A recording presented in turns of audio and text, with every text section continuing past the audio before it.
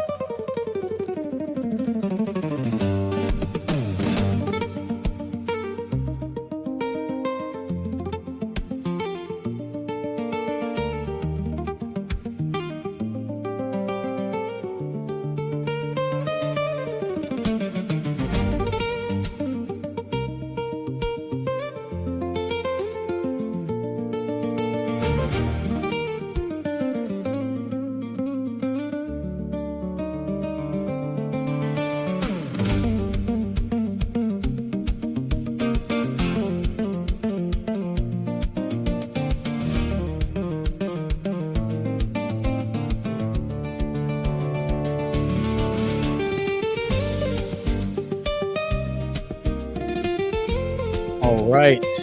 Good afternoon, everybody. Welcome to Geopolitics Ghost. I'm your host, Gordon McCormick, the ghost of base Patrick Henry. This is Badlands Media. Today is July 24th, 2026. Episode 122, it looks like. I've already done this many of these. So welcome. I'm a little shell-shocked here because this is my third show of the day. I've pre-recorded two other shows, and literally the first show, Badlands Blitz, hit end and immediately had to hit start with Ash. We pre-recorded next week's episode of Choice, and then literally just ended that 30 seconds ago. So, we're coming in here coming in hot, but coming in absolute cold turkey. So much to discuss. So I'm not even concerned about that. But how's the chat doing? And I do think that we got everything running right this time. There's no surprises. And just to reiterate what I said yesterday, do have a change coming up. Have accepted an offer from for a full-time position in construction. I'm very excited to get started. Still locking down my start date. I already had plans to travel next week with my wife, so I will not be doing the show next week regardless. Don't know if we'll be doing the show the following week, but at some point we'll get this up and going again once I can get my head around the schedule. So you won't see me for a little bit, but I'll still be doing the Badlands news brief. So you can catch me there. And there'll probably be a few other places maybe you can catch me here and there. But yeah, so would not be living up to my namesake if we didn't go back to the plow in the field as Patrick Henry did. Time to build the golden age. And huge shout out to John Harold, because he has given me complete autonomy just to come in here and say whatever I wanted, do whatever I wanted. He's never looked over my shoulder. He's put full faith and trust in like what I was going to do. It really has been amazing to just not have any guardrails, so to speak. So I'm very grateful for that, and can't say enough nice things about him and Burning Bright and Ash and Chris and all of them. Because in CanCon, they've all been amazingly supportive and open and providing opportunities and helping every way they could. So they pick up the phone. I'm there for them whenever, wherever. Badlands for life. So you will continue to see me. It'll just be more abbreviated. With that said, let's get rolling. We have, to start, we're going to talk about the Saudis again, because more has happened in the past 24 hours. It's very rare that we do shows back to back in terms of days where we do a geopolitical show and then do it the very next day. Sometimes it happens with the bonus shows, but yesterday we covered the fact that President Trump had come out and specified that there was going to be conditions on this nuclear agreement that he had signed with the Saudis. The Saudis have come out now and said that we've already signed the deal. That, a tweet doesn't change a contract deal. This is contract law. So just because you're tweeting this doesn't mean that anything has changed. And so let me pull up this Zero Hedge article. And this is, I said this yesterday on the show. This is what I kind of expected the natural course of this development to go. I don't think Trump is posturing when he does this. I don't think he's posturing against the Saudis. I don't think the Saudis are his rival, his enemy, whatever. Like, I don't think he's posturing this way because he suddenly is having a change of heart. And he's like, well, wait a minute. We're not going to just give you nuclear energy. You got to normalize with Israel. I think this is theater we're seeing. And the actual target of this theater is this malicious Zionist movement, this malicious Zionist insurgency, the Greater Israel Project, whatever you want to call it, this thing that is plaguing the Middle East, that will not allow the Middle East to reside in peace, that this aspiring empire that wants to physically conquer most of the Middle East, from the Nile to the Euphrates. I think that's who the target audience is of this deployment.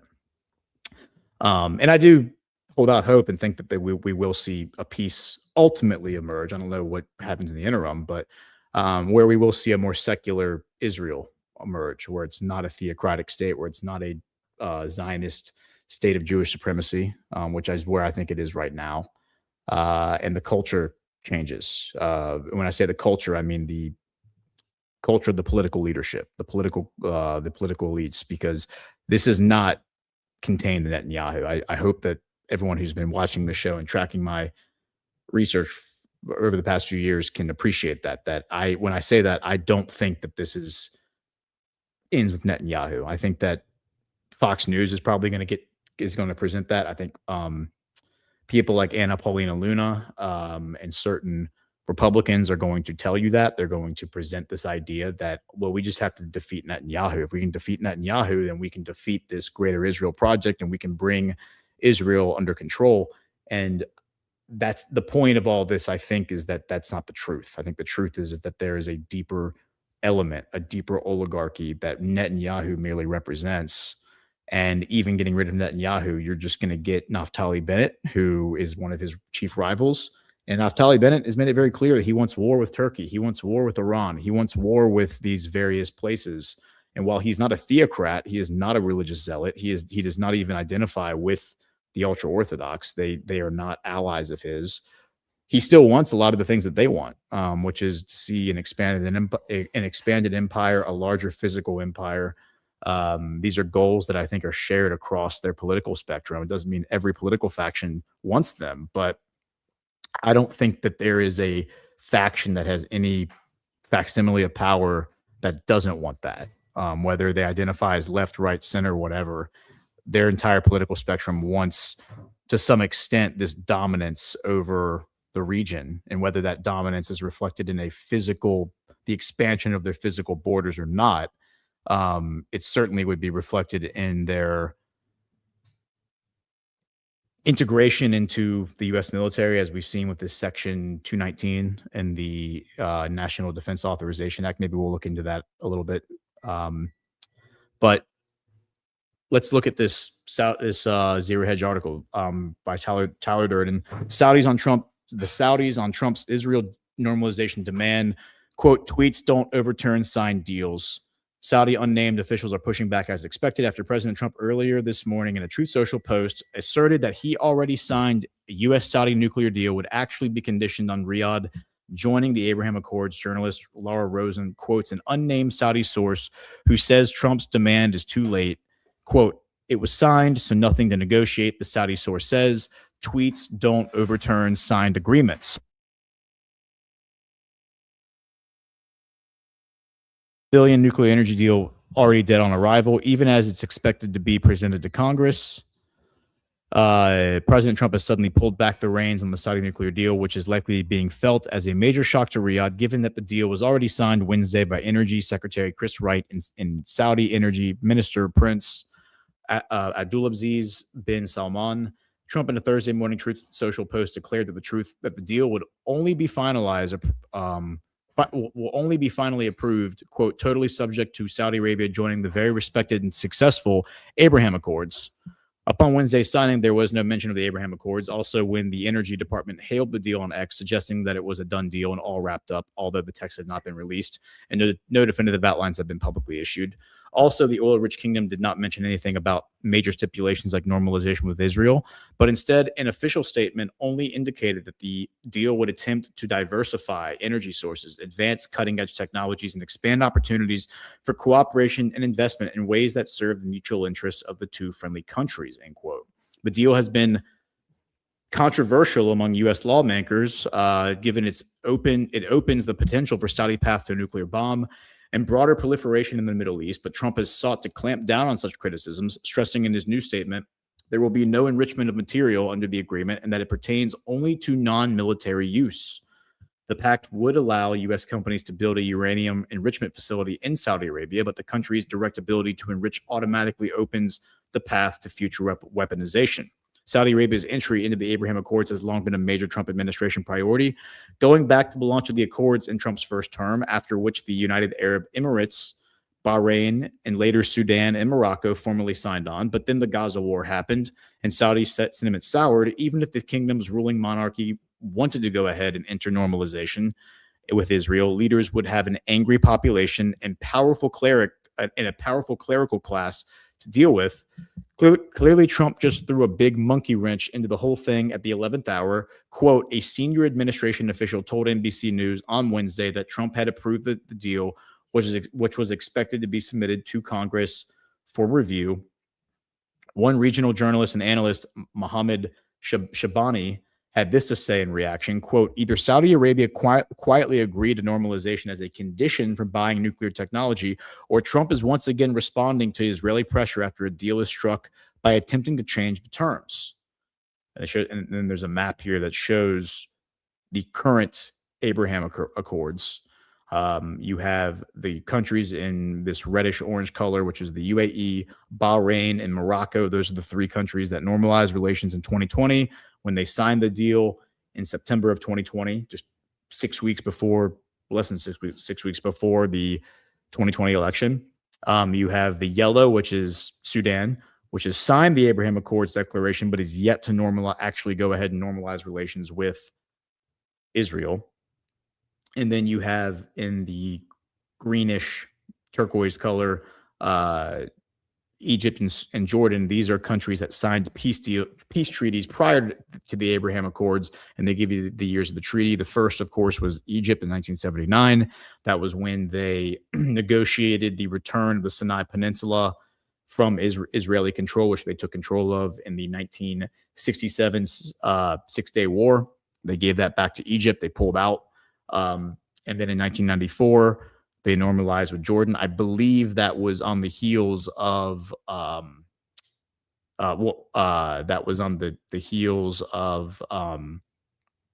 Oslo Accords, which was signed in 1993.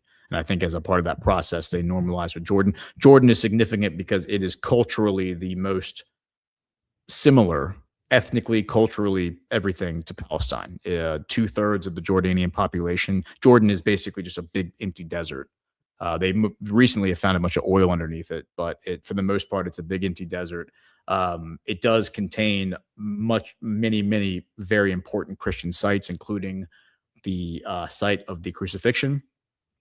But yes, it is culturally the most significant because it is 2/3 Palestinian. Just hold on 1 second, guys. I'll be right back.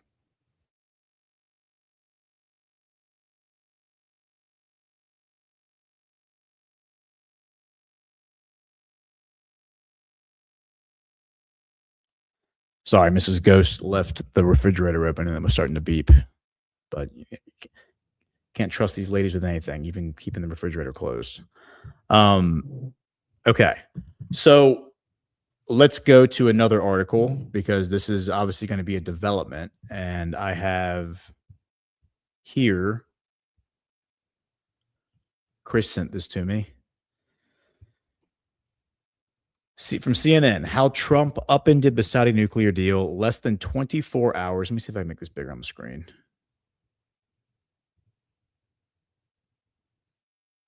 No, that's not it. No, that's definitely not it. There it is. Okay, hopefully that's a little better. You can see it. Okay, so how Trump upended the Saudi nuclear deal less than 24 hours after its signing. On Wednesday afternoon, officials gathered at the downtown Washington headquarters of the Energy Department for an event more than 2 decades in the making, the signing of a civilian nuclear agreement between the United States and Saudi Arabia. 2 sets of American and Saudi flags were placed on stage, and on the table where Energy Secretary Chris Wright was seated, a large screen beamed in his Saudi counterpart from Riyadh. After months of delay, the arrangement was finally signed. The Saudis had won much of their wish list for the deal, but as quickly as it was announced, it seemed to fall apart. Thursday morning, Trump said in a social media post that the deal was subject to a new condition. Saudi Arabia would have to join the Abraham Accords, an initiative dating back to Trump's first administration that led to several Arab countries normalizing with diplomatic stance toward Israel. Trump also denied that the agreement would allow uranium enrichment. Let me see. There was a few portions that I had, some portions that Chris had highlighted. I'm going to pull these up. Okay, so a confusion. So it goes on to explain that the president, according to a source familiar with the matter, was already angry over the unveiling of the deal, which Wright had not told Trump he would be announcing. So I think this is theater. The fact that CNN is reporting this is already why you can be maybe a little suspect that we're being told the actual truth. This isn't a story that's being fed to CNN to report. Now, the question is to what end? Why? I don't think Trump operates the way that they're going to describe here. And if you've read any of his books and you understand how he thinks, there's just no way that this is how it actually unfolded. But these people are too foolish, I think, to put 2 and 2 together. So Chris Wright had not told Trump he would be announcing it, but he went ahead and unveiled it anyway. Says, quote, Trump's frustration was exasperated, sources told CNN after a flurry of criticism from experts and conservative media outlets. This included skeptical coverage on his preferred channel, Fox News, and on the editorial page of the Wall Street Journal that questioned why the deal was made absent a normalization agreement, something both outlets pointedly noted President Joe Biden had been seeking.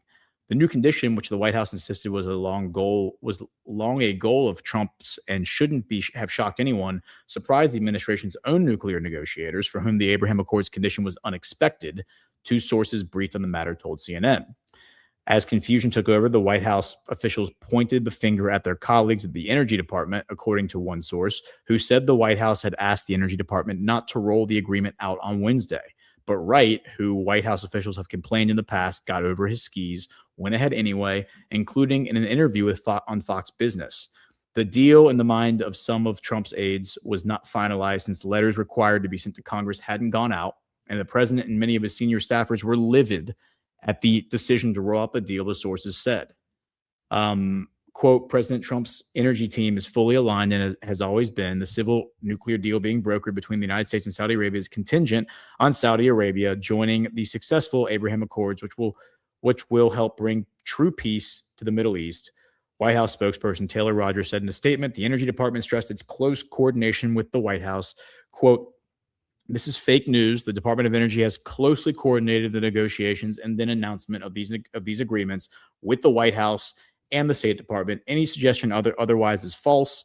Press Secretary Ben Dieterich said in a statement, adding that the deal and the Abraham Accords, quote, achieve a common goal, delivering lasting peace through commerce, not conflict. The White House's ire grew when the Thursday press briefing was dominated by questions over the deal. Caroline Leavitt noted that Trump was the final deal maker when asked why the new condition had not been part of Wednesday's announcement. Trump's Truth Social post Thursday morning also blindsided the Saudis, for whom the nuclear deal, which did not include the normalization requirement, had been a major triumph. The accord would permit uranium enrichment on Saudi soil once certain conditions were met, while limiting a UN watchdog agency's ability to inspect suspected covert nuclear sites. CNN has reached out to the Saudi embassy. And then it goes on. The next section states a long-awaited deal greeted by largely negative reviews. Says the move was a last-minute twist in a years-long diplomatic effort, nearly 2 decades after the U.S. and Saudi Arabia first announced their intent to cooperate on nuclear energy. The two countries reached a tentative agreement in October of last year when Wright and his Saudi counterpart made a joint statement. The Trump administration submitted a waiver report to Congress soon afterward due to the deal not requiring the Saudis to sign a standard agreement called the Additional Protocol with the International Atomic Energy Agency. Wished for months without Trump's approval to proceed, CNN previously reported. Sources attributed the delay to concerns over the Iran war and fears that Congress could disapprove the agreements. Energy officials believe they received Trump's blessing late last week, according to a source familiar with the matter, and the department launched its long-planned media rollout. The Wall Street Journal first reported the deal's approval on Tuesday evening. Another source noted that while Trump may have blessed a tentative bargain, it was not a green light to finalize or unveil the deal. Early expert reaction to the agreement's reported terms was largely negative. Nuclear nonproliferation experts were alarmed by the deal's enrichment provision, as well as by its lack of commitment to the enhanced additional protocol safeguards. Proponents focused on the deal's commercial benefits and strategic calculus. The Saudis want a nuclear program on their terms, and the U.S. should partner with Riyadh and gain influence over Saudi safety and nonproliferation practices, lest China or Russia step in. The criticism initially did not deter the administration, which argued that the agreement and its bilateral safeguards, quote, uphold the highest standards of nuclear safety and nonproliferation. The Energy Department pressed on with its formal signing ceremony Wednesday. After things changed the next morning, many close to the administration immediately suspected a late intervention from Israeli Prime Minister Benjamin Netanyahu, whose suspicions around a Saudi nuclear program are well known. And then it parenthetically says, Israel, which possesses nuclear weapons, opposes any arrangement that could allow an Arab country to gain a nuclear bomb. Two Israeli sources told CNN that Netanyahu hoped to influence the deal, with one adding that the prime minister intended to push Trump to include normalization with Riyadh, or at least progress towards it, as part of the deal. Yet the White House said later that Trump and Netanyahu had not spoken, not quote unquote, not to my knowledge. Leavitt told reporters, we saw all that yesterday, and that Trump was simply reiterating a long-held stance about Riyadh normalizing diplomatic relations with Israel. And then it goes on, skepticism from conservative media. The coverage in conservative media proved influential in the president's decision to block the agreement in its current form, according to people familiar with the matter. Quote, this deal's origins are in the Biden administration, which held out nuclear cooperation as a reward if the Saudis were to join the Abraham Accords, end quote. The journal's editorial board, often skeptical of Trump, wrote Thursday, quote, Riyadh has resisted pressure to do so, but its reward now arrives from the Trump administration anyway. One has to hope the Saudis have offered something more. Fox News at the top of the 7 a.m. hour offered skepticism in the same vein. Host Brian Kilmeade called the deal a bit of a surprise and noted that such an arrangement was considered during Biden's administration. Quote, during the Biden years, they said, we'll think about it, but before we do that, we need you to sign on to the Abraham Accords, Kilmeade said, sounding puzzled since Prince Mohammed bin Salman got along much better with Trump than his predecessor. Well, Kilmeade, if you need somebody to counsel you on the Abraham Accords and just the Middle East in general, give me a call, bro, because you clearly don't know what you're talking about. And because of the simplicity in which, in the lensing, the framing in which Fox News pundits approach the Middle East, that's why they don't have a nuanced understanding of this stuff. And we're going to get into that a little bit after this. Another Fox host, Kayleigh McEnany,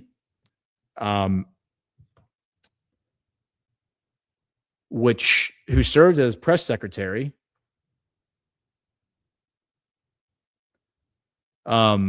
He served as press secretary, during Trump's first term, also questioned whether Saudi-Israeli normalization was being left out. Quote, when I was leaving the first Trump administration, I was told we were pretty close to a normalization of relations between Israel and Saudi Arabia, she said. Indeed, Biden administration officials did work to advance those normalization efforts and were in intensive negotiations with Saudi officials about the parameters of a civilian nuclear deal that would accompany an announcement normalizing relations with Israel.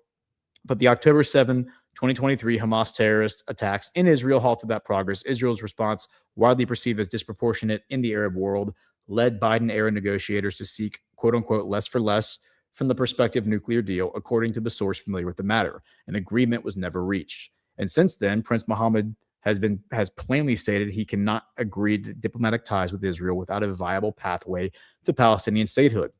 Yet Trump reimposed that condition in a 7:52 a.m. social media post mere minutes after the Fox panel discussed the issue. Levitt said later that morning that Trump had not spoken to the powerful crown prince, the kingdom's de facto leader, in the hours before or after his abrupt announcement of new conditions on the deal. She suggested the terms could not come as a surprise. Quote, the president has spoken directly with the Saudis about this in numerous conversations in the past, and the administration will continue to engage in those conversations, she said. That's the end of a CNN article.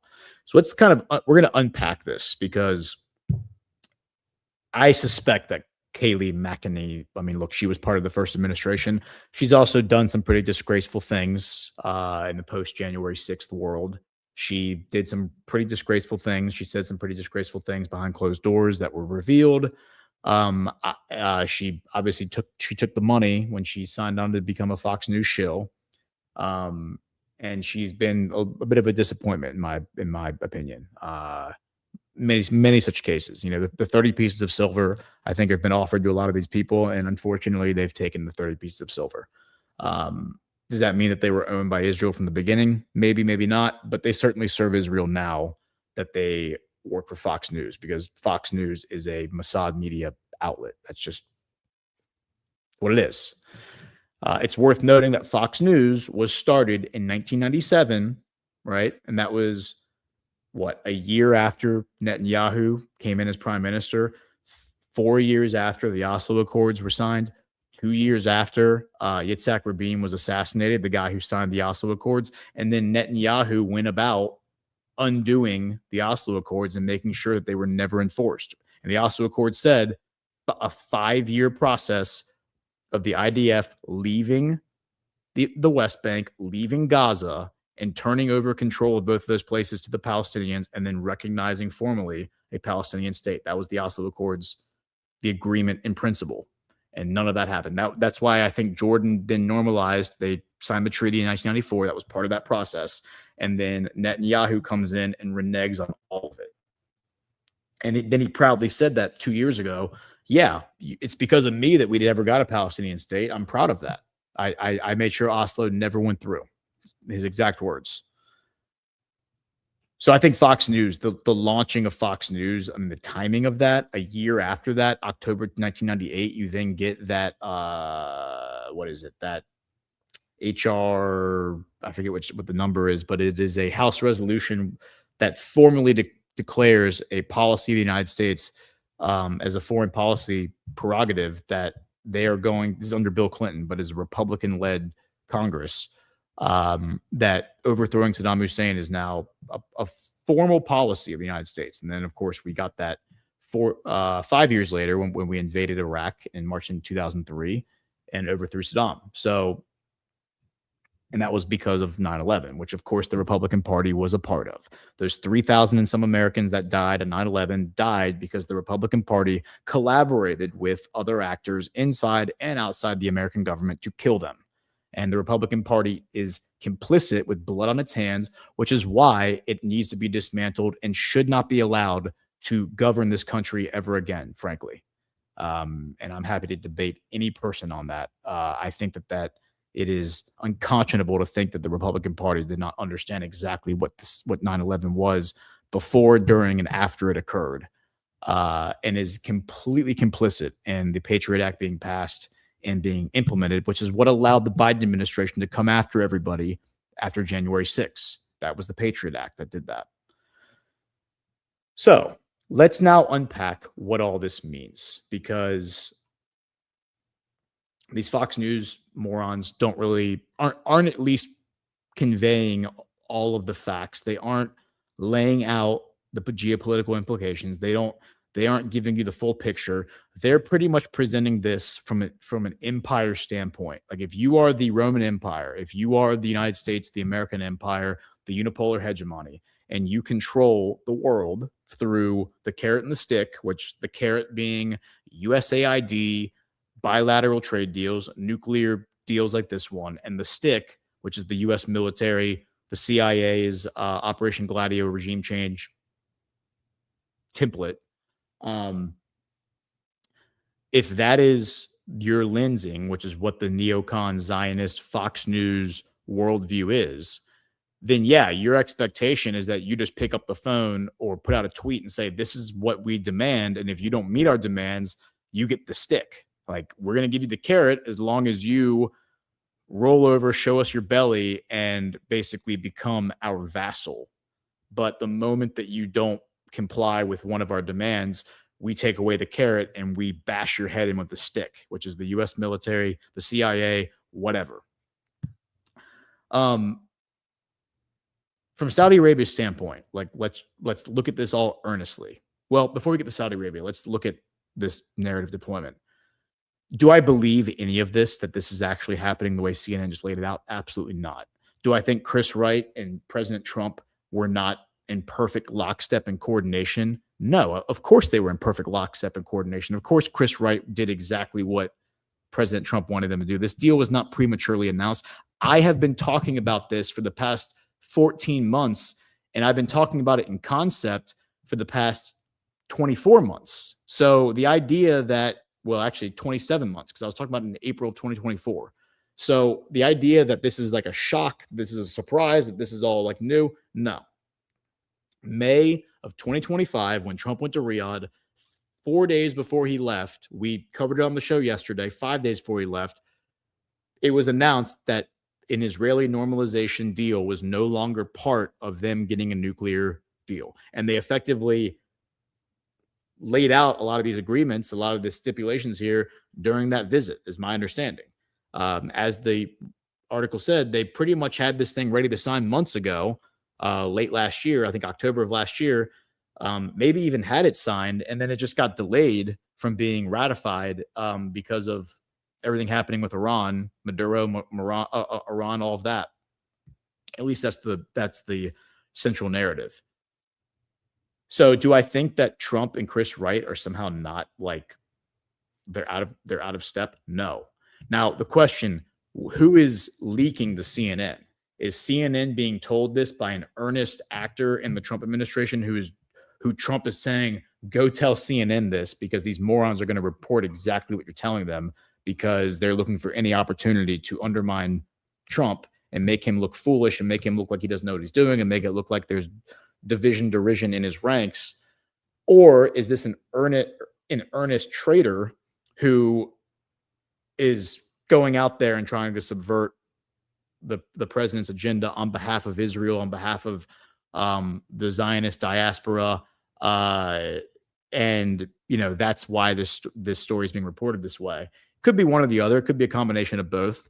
This could be a situation where Trump uses the canary trap to catch whoever is who's the leaker, who's telling everybody a slightly different story, and then seeing which one emerges in the media. Could be that as well.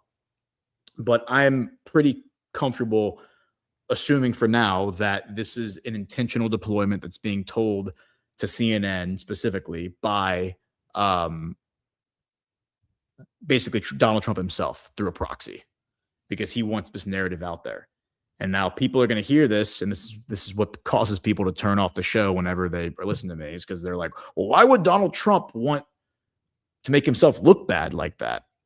And the only reason that you would accept that idea, that like there's no way, like that you would reject what I just said because you think that this makes Trump look bad, and why would you, why would you cut yourself that way? Why would you hurt yourself? An unforced error. Why would you do that?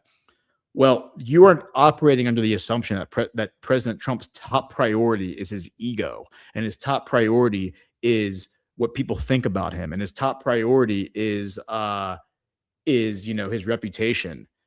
And if that is your framing, if that is your like thinking, then not only have you bought into the enemy's framing of Donald Trump, that he's an egotist, that he is totally consumed by his image and what people think about him, you also don't understand President Trump at all. You have not read any of his books, obviously, and like how he operates, and how he is more than happy to suffer reputational damage if he gets what he wants in the end, because he says no press, or he says there is no such thing as bad press. All press is good press. Anytime they're talking about you, that is good, even if it's about something bad that makes you look bad. You're also rejecting the idea that President Trump is an earnest Christian who doesn't care about his ego, and that he is consumed by his ego, and therefore he can't be a good Christian. So for all those reasons, I have to throw out that ridiculous view, which is, I think, unfortunately, a lot of MAGA has bought into, and they don't even realize that they're buying into the enemy's framing when they say that. Like, they can't accept the fact that President Trump would intentionally do something that would make himself look bad temporarily, because he is playing chess with some really, really bad people, and he's trying to outwit them. So let's accept that at its face, that that's possible. That's what's happening here. Now let's talk about the Saudis, because we can just accept that whatever story is being told to CNN, whether it's coming from a traitor in the ranks or being deployed as part of a Sun Tzu game theory deployment, it's one of those, somewhere on that spectrum. Now let's talk about the Saudis. What are their incentives? What is it that is motivating them? What is it that is what are their objectives here? Again, I'm operating from armchair quarterback, sitting here in my kitchen on a laptop. I have no access. I don't have any access to information beyond what access you have. Just reading news headlines, just studying these people in my own spare time. I don't have any friends in the intelligence community. I don't have any security clearances. I don't have any intelligence training. So I don't know for certain. And I've never been to Saudi Arabia. So I can't speak to any degree of expertise beyond just what I've read. But having studied these guys for a very long time, here's what I know about Saudi Arabia. Number one, there is a major shift in their political culture that's undergone the past 10 years, where they are, historically, they're a very private group. Like, they don't like to lay their cards on the table. Nothing about that's really changed. I mean, they still operate in that way. But they have opened up their kingdom to investment. They've opened up their economy to entangle itself with foreign countries, whereas before it was a closed economy where they just had oil that just, with a public investment fund, which is a trust fund that, generates the funds every month for their allowances, but also their government. Things have changed significantly with the Saudi economy. You also have the rise of MBS, and we have talked about MBS. I've spent more time talking about MBS probably than any other world figure aside from Trump and maybe Putin. And can say that MBS, like Trump, like Putin, has had to suffer a lot of reputational damage to get where he is right now. He has had to take a lot of slings and arrows. He's been accused of a lot of things that I don't think are true. A lot of those accusations come from the Zionist community, that come from the Republican Party, come from the Lindsey Grahams of the world, the Ted Cruz's of the world. And frankly, like things like the Jamal Khashoggi episode, I think that was all a CIA invention to hurt MBS and to alienate him among the world leaders. With all that said, I think MBS has overcome all of those obstacles to unite the Muslim world. That has been his goal. His goal has been to bring the Muslim world together, not to form a caliphate, which is what some people were accusing him of doing in like 8 years ago. He has done this because he understands that there is a natural community, the Ummah, that exists, just like there's a natural community in the Christian world that has been largely abandoned geopolitically. I mean, completely abandoned geopolitically. But he is accessing that Ummah, and he's trying to use it to forge bonds between these nation states, which have never existed before. There's obviously been collaboration and coordination and shared interests among these Muslim countries for as long as they've been countries, for decades, generations, whatever. But there's also a lot of distrust. There's also a lot of cultural differences. There's also a lot of bad blood, tribalism, reasons why they haven't been able to come together and actually do something effective to improve their situation as a group, where it has been more like them jockeying with one another for position within their community. MBS wanted to change that, and I think he has. As I said on October 7th, he brought all the Muslims together and basically told them, do not respond to the Israeli invasion of Gaza. That's what they want you to do. We're not going to give them what they want. We're going to stand down, stand by, and let this play out. That's what they did. And Matt Ehret didn't think they were going to do it. Many others didn't think they were going to do it, but they did it. And it's because they had that leadership. Now, the only way MBS maintains that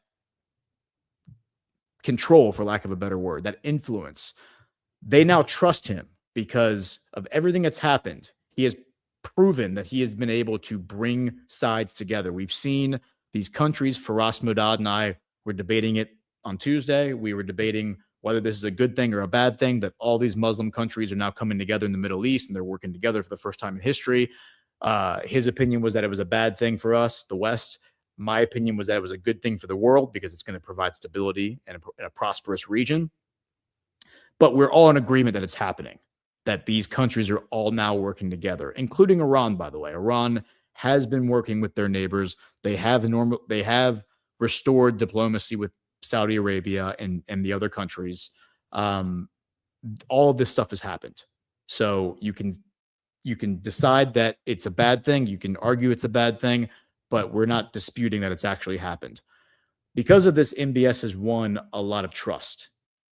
He has this grand vision for what he wants to see happen with Saudi Arabia and with the region.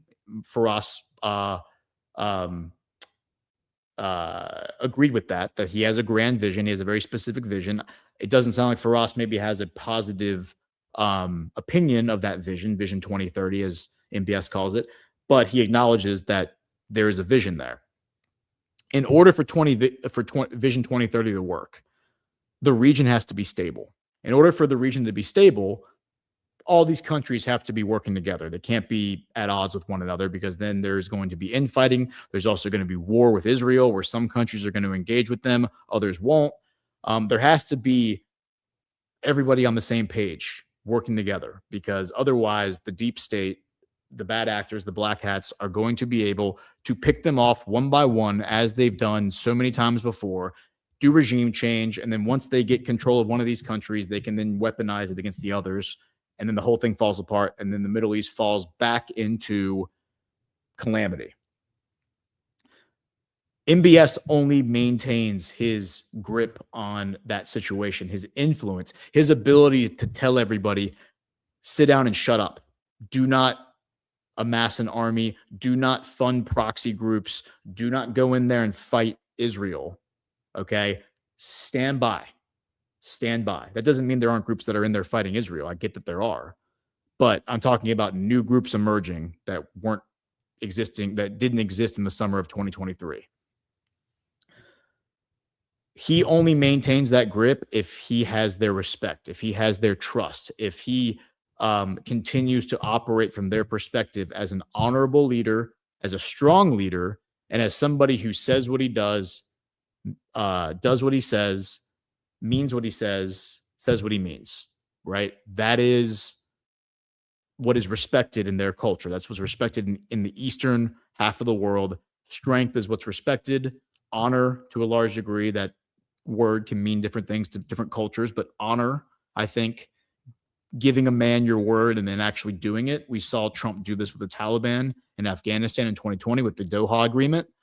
I also think, by the way, Donald Trump operates that way. He said so in his 1987 book, The Art of a Deal. He said, if you give a man your word and then you go back on your word when it comes time to like write the contract or whatever, guess what? Your word now means nothing. And if your word means nothing, guess what? You can never be a deal maker again. Those are the exact words verbatim. I mean, I'm paraphrasing there, but that's what his message in The Art of the Deal was. Once people don't trust your word because you are deceptive, dishonest, or renege on your promises, you can never be a deal maker ever again. And basically, he holds that in the highest regard.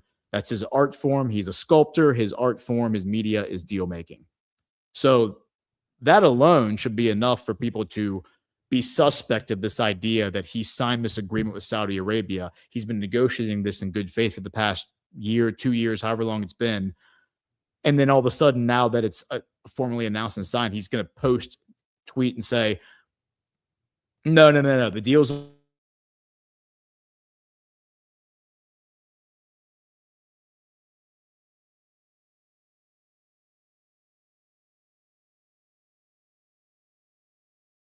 hold on. Am I good? Okay. Sorry, the screen I started getting the spinning wheel of death. Even if we accept that Chris Wright went behind Trump's back and released this and didn't coordinate with him, once the deal is formally announced and the deal is out there and the Saudis are celebrating it and all the sides are celebrating it and it's out there, at that point, you're stuck if you're Trump. You can't come back and renege publicly. I don't think Trump would do that. Again, that's making a big assumption because you're then assuming that the Trump administration is not operating competently and that there is actually problems in it. I just don't accept that. I think that is silly. It's folly. For all those reasons, I just think that this is not being accurately told. Now, not getting back to the Saudis, MBS needs the respect of the Muslim world in order to bring about the vision that he has, not only for the Middle East, but for Saudi Arabia, or not only for Saudi Arabia, but for the Middle East. If he is going to be the figure that he sees himself as, right, which is, let's face it, a transformative figure that will be remembered in world history as one of the great leaders of the world, an Alexander the Great type. He said when he was young, he wanted to be the next Alexander the Great. Alexander the Great was known for not only conquering the Middle East, but bringing the East and the West together, merging Eastern and Western cultures in a positive way where you had economic entanglement and you had Greeks embracing Persian culture and Persians embracing Greek culture in a positive way, where Alexander the Great saw Persians and some of the things that they did that he liked, and he would wear their clothing and he would enjoy their art and their food and all that. MBS sees himself as that. He only achieves that if he has the respect of his peers. He only has the respect of his peers if he can solve the Palestine situation. This idea that Kayleigh McEnany and Brian Kilmeade and all these other dunces on Fox News don't understand is that if MBS reneges on the promise to create a Palestinian state, if he capitulates to Netanyahu, if he bends the knee to the Zionists and gives up on Palestine, he will never be respected ever again by the Muslim world, period, paragraph. And if he puts himself in that situation, the likelihood of him being overthrown internally by a rival within the Saudi royal family is almost a certainty, because there are certainly, in the thousands of princes that are out there within the royal family, there probably are people who don't like him. When he went out and he rounded up all of his rivals, his cousins, the corrupt people in Saudi Arabia back in 2017, he certainly made enemies if he didn't have them before. Okay. The only reason you do that is because you're confident that you have friends abroad like Donald Trump who are going to back you, who are going to help you pull this whole thing off. If he loses the support of the Muslim community, if he loses the support of the foreign powers, of the other Muslim leaders, and they no longer believe in him, then it'll be very easy. Not only would he probably lose the support also of the elders who installed him in power in the first place, because that's how it happened. It was the elder Saudi relatives who themselves probably saw themselves as becoming crown prince or king one day. They relented. They said, okay, you know what? I'm going to give up my aspiration. I'm not going to become crown prince. This younger guy's going to become crown prince because we believe in him and we believe what he represents, and his vision is very impressive. And Donald Trump likes him, and Donald Trump's going to help him, and MBZ is going to help him, and he has a plan. They're going to give up on him. If they give up on him, they just throw him out. Once the oligarchy no longer believes in you, they remove you from power. Someone else gets plugged in. And then guess what happens to MBS as a private citizen when he has no power in the Saudi kingdom? Well, you probably guess. The rest of his life is probably short, and it's probably pretty miserable, if not painful. So for all these reasons, the idea that he is going to walk away from Palestine, that he's going to renege on this, is absolutely insane. And it is the height of stupidity to think that he is going to do this. It's also the height of stupidity to think that President Trump would put him in that situation. If MBS is the ally that President Trump has presented him to be, that President Trump has demonstrated him to be, that President Trump said during his speech last year, all those nice things. Remember when MBS was sitting there clutching his heart and they were having that total love fest bromance during Trump's speech last year? And Trump was talking about how we aren't going to do the neocon thing where we impose ourselves on your country and we tell you what to do and we force you to engage in diplomacy where you don't want to engage in diplomacy. Did everybody just forget what Trump said 14 months ago? Apparently you did. He said that he would never do the things that he ostensibly appears to be doing right now. And yet, now that he's doing them, people are just accepting it as face value. Brian Kilmeade is accepting it at face value as if this is actually what's happening and it's not something deeper. There's not a bigger play happening.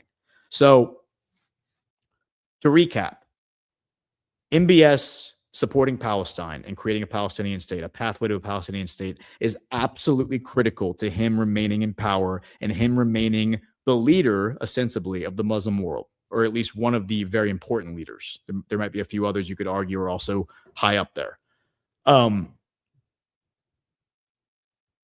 Trump would never put MBS in a situation, in my opinion, that would threaten that grip on power. Because from a game theory standpoint, why would that help Trump? If MBS is a gatekeeper, for lack of a better word, if he is a mechanism that President Trump can use to control the Muslim world to some extent, I mean, that I wish I had a better way of saying it, but if MBS becomes the mechanism, maybe along with Erdogan and maybe a few others, that President Trump is using to bring the Muslim world into the fold in a positive way, and not in the way that Firas Modad says is going to happen, where we're going to have a big war with them and they're going to conquer us or whatever.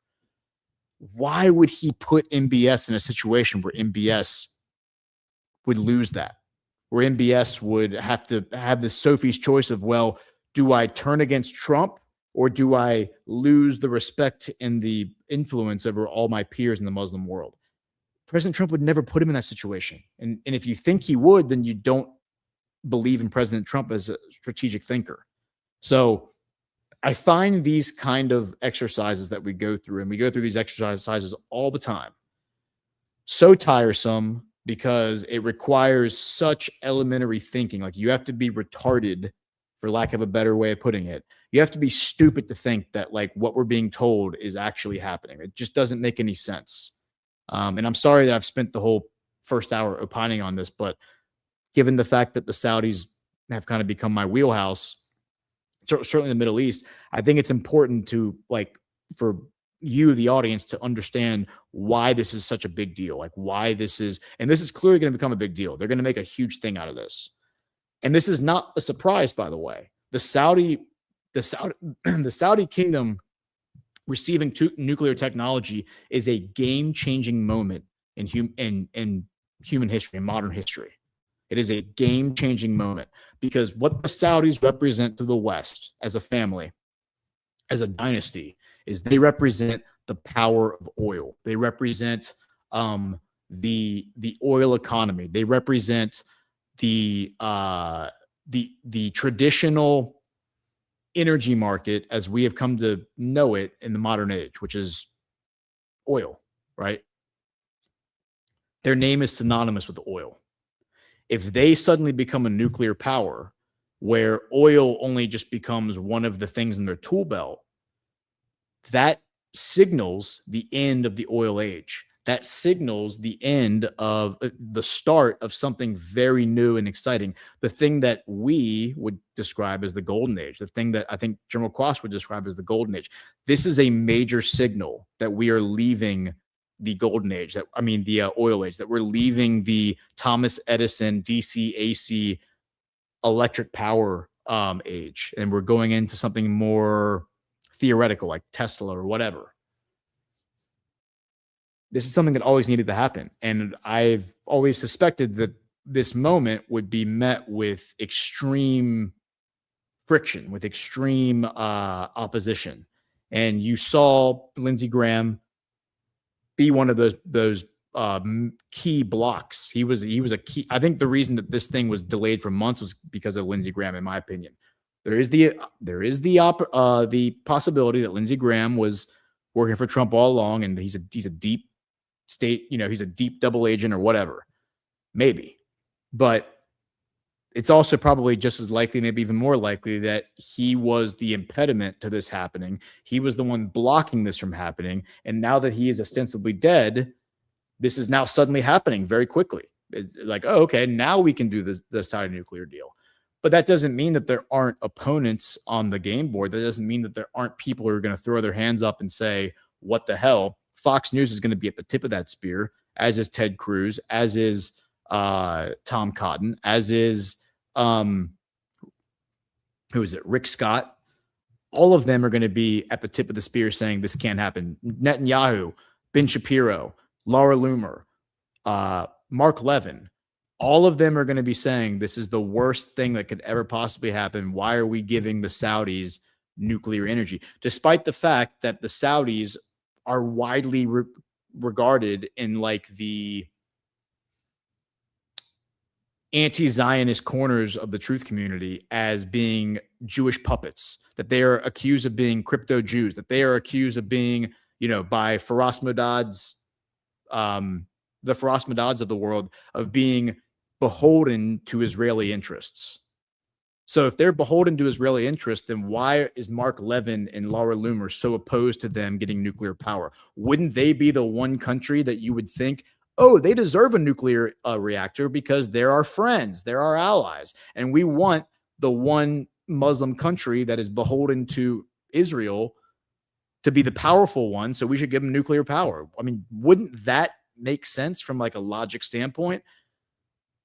So if we see Mark Levin and Laura Loomer and Ben Shapiro and Ted Cruz and, the usual suspects all flinging feces at the wall like apes at the zoo because they're so mad that the Saudis are finally getting nuclear energy, doesn't that kind of signal that maybe the Saudis are not the puppets of Israel that we've been told they are by the Nick Fuenteses of the world, for lack of a better example?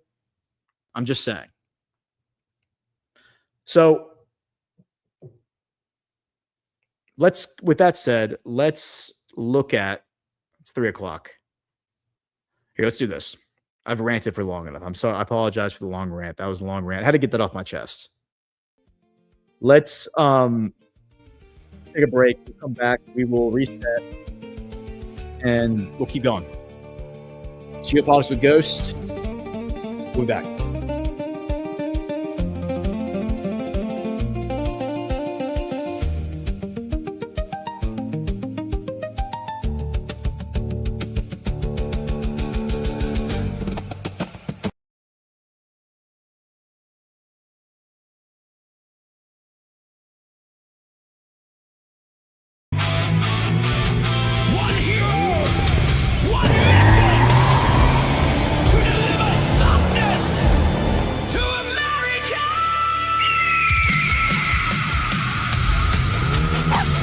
No, Chi-Chi, we can't stop for snacks, dude. We have to deliver all of these soft disclosure gift cards. He goes by Zach Payne. The motion detector!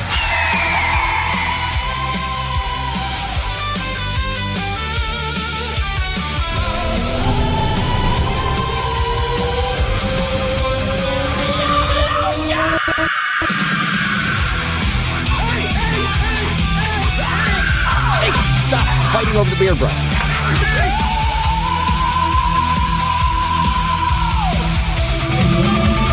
Life finds a way. Hydrate your elbows, moisturize your soul. Feel the rhythm together. Makes you feel alive and let the lotion roll. Soft disclosure, hear the cry. Maximum softness, do or die. Muffin, hit it.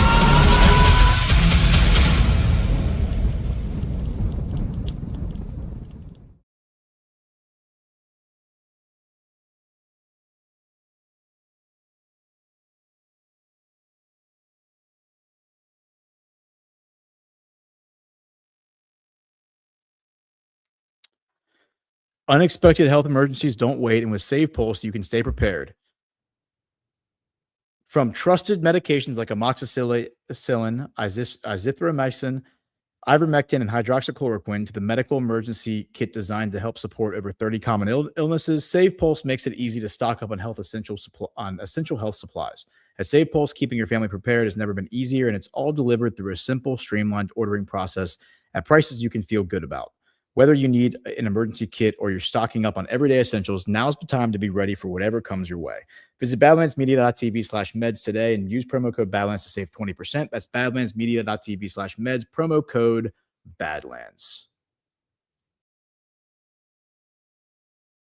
Howdy, Badlanders. Summertime is here. What have you got on? Does it support the parallel economy and your favorite brands like Badlands Media and Rise Attire? If not, then you need to come see us. Soak up some vitamin D in our premium tank tops for men and women, featuring newer versions of the Devolution design in black, red, white, even blue and green digital camo.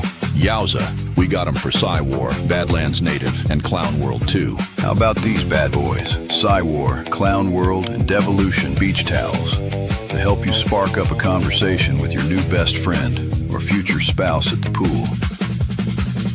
And by popular demand, we've got athletic women's leggings that'll have you red-pilling all the ladies in your Pilates class, whether they like it or not. Too bad. This is Badlands, baby, and we're strapped. Get some and support the new media parallel economy as much as f***ing possible at badlandsmedia.tv/rise.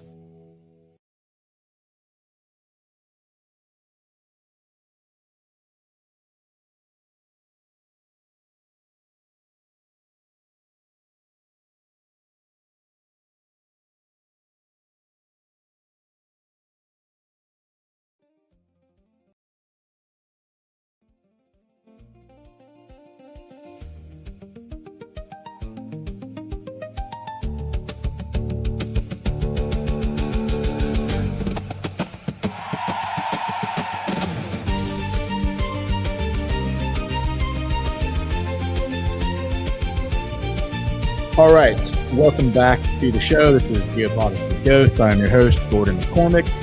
We'll go to the base Patrick Henry. This is Badlands Media. Today is July 24th, 2026. This is the second half of the show.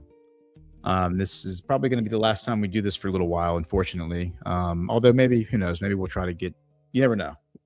We're not going to do the show next week, but maybe we'll be able to do something next weekend, and we'll see. I want to run through Barak Ravid's timeline, because I think in moments like this, it's good to look at sources that Trump uses to disseminate information when it comes to specifically the Middle East, Israel, all that. Because I think what he's posting, whether or not he is a good actor, bad actor, whatever, benevolent actor, malicious actor, doesn't matter. His focus will tell us a lot about what is happening. Okay, so here is his feed. And he says, I just want to go back and look at from yesterday. Exclusive. President Trump told me he is close to a decision on a massive attack against Iran, but stressed he hasn't made final determination. My story on Axios. The post before that is about the Saudi nuclear deal. So let's look at that real quick. The nuclear agreement between the U.S. and Saudi Arabia was signed yesterday. Saudi Arabia's joining the Abraham Accords does not seem at this stage like a realistic move. Agree with that. We just spelled that out in detail. The next post, the U.S.-Saudi nuclear deal was signed yesterday, he's just posting it in different languages. He does that sometimes. So then he posts about the decision to do a massive attack against Iran. His quote that he gave to Barak Ravid, this is President Trump: "I am considering a massive attack, bigger than ever before. I am close to making a decision. We are all set for it," Trump told me. That was yesterday. And then he's posting that in multiple languages. And then another quote from the article is: "Trump said Israel would join in 2 minutes if I asked them to, but added that we don't need anybody to launch a new operation against Iran." He then pivots to, this is Barak Ravid, he then pivots to a courtroom situation in Israel. And this is from Amir Oren, which I believe is a judge. It says, in reality, people are killed and robbed in the courtroom. They flee to nitpicking words. I think, this is something to do with the West Bank, the settlers and everything. And that's important, but we're not focused on that right now. So I'm not going to get distracted by that. Okay, so then he reposts this OSINT technical account. It says the full-scale U.S. air bridge to the Middle East has returned as the Iran war re-escalates. Seen here, dozens of U.S. Air Force transport flights hopped from key bases in Europe to the Middle East today. Okay. And then he is copy pasting a Trump Truth Social post that says, "Please let this statement serve to represent until further notice that from this point forward, any and all damages done to ship's cargo and anything related thereto will be paid for by Iranian money that the United States has in its possession and controls. These damages may be very substantial, but nevertheless, this is the fair and equitable thing to do. Thank you for your attention to this matter." He then posts it in multiple languages. And then he says, this is 4 hours ago. So now we're at today. From the Prime Minister's office, this is Netanyahu. "At the invitation of President Trump, Prime Minister Benjamin Netanyahu will depart next Monday for a visit to Washington. As part of the visit, the Prime Minister will meet with President Trump at the White House on Tuesday and participate in the funeral ceremony for Senator Lindsey Graham." And then he posts, "President Trump will meet with Israeli Prime Minister Netanyahu at the White House on Tuesday. Israeli Prime Minister office says." Okay, so then he is reposting Yair Golan, who is a Israeli political figure. This is going to be worth reading, I think. I should mention that I'm pretty sure at 3 o'clock Trump is doing, which is a few minutes ago, Trump is doing some sort of a nuclear announcement. So timing, I'm looking at timing here. So the timing of this Saudi deployment, now Trump is doing some sort of a press conference about nuclear. I haven't looked into what that is supposed to be, what the speculation is, whether Saudi Arabia will have anything to do with it. But the fact that it's supposed to be centered on nuclear energy, you can be sure that the press, if they're allowed to ask questions, are going to be asking about Saudi Arabia. That doesn't seem like a coincidence to me. Again, I just think that this is just way more sophisticated than Brian Kilmeade wants to think it is. Okay, so from Yair Golan, it says Netanyahu and Katz were referred to Israel Katz, who is the defense minister now. He's the defense minister. Yeah, he was the foreign minister in Israel. Response to the serious incident in the Gilad farm area is one clear intent to set the area ablaze. Instead of drawing on the central lesson of October 7th to reduce fronts and allow the IDF to carry out its missions, Netanyahu and Evasion Minister Katz are doing the opposite. Their response to the serious incident in the Gilad farm area is to establish yet more illegal outposts and create additional friction points. Instead of closing fronts, they want to ignite another front in Judea and Samaria. That's the West Bank. The serious events in Judea and Samaria require the security forces to act with determination, restore order, and prevent further deterioration. Every escalation in the field endangers human lives, Israelis and Palestinians alike, and first and foremost endangers IDF soldiers who are forced to pay the price of the loss of governance and reckless conduct. The responsibility of the heads of the security forces is one, to enforce the law, protect Israel's civilian security, and prevent deterioration.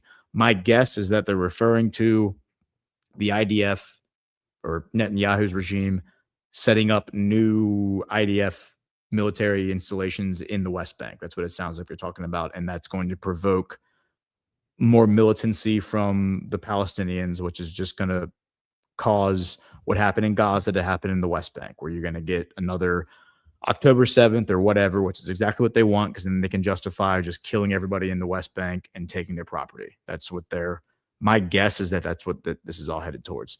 Okay, so then he posts another article that he wrote where he says, I'll just go to the article. This one's fully available. It says, Trump to meet Netanyahu at the White House on Tuesday amid Iran escalation. Let's see if they give any other details aside from just the fact the meeting is going to happen. He gives some background. We talked about that before, about how in the past the Trump administration officials said that they felt like Netanyahu willed this into existence.